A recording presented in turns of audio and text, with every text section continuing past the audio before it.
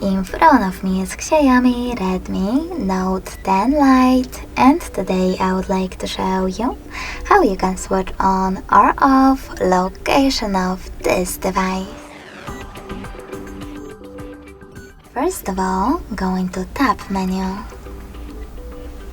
Now look for location shortcut, and when you find it, tap on it. As you can see, mine is blue, so now when I click, I need to select close in the pop-up in order to disable my location. If you wish to enable it, click on the same, now gray icon.